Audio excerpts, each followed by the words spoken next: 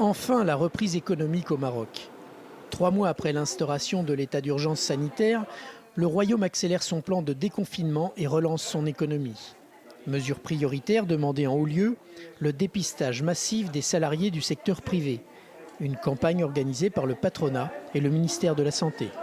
De un, c'est bien sûr pour répondre aux instructions de Sa Majesté le Roi. De deux, pour prouver aussi que les entreprises privées qui ont continué leur activité ne sont pas des foyers de contamination, ne sont pas des entreprises où on trouve des cas, parce que au final, si on applique toutes les mesures nécessaires, on n'a pas lieu à avoir des cas. Autre secteur concerné par la reprise économique, la restauration.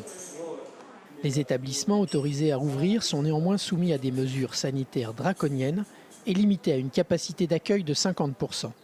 3 mois et demi sans activité, ça va de soi que c'est un gros coût économique. On a beaucoup de charges fixes, on a du personnel qui a besoin de reprendre un travail, une activité économique également, c'est des familles.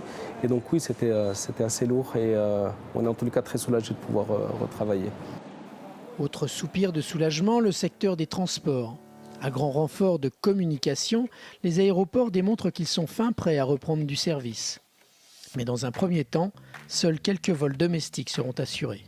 Étant donné que nous traitons pratiquement 65% du trafic qui vient de l'Europe, donc nous restons dépendants évidemment de la reprise des autres pays et de la réouverture évidemment des frontières, particulièrement entre les pays européens et le Maroc.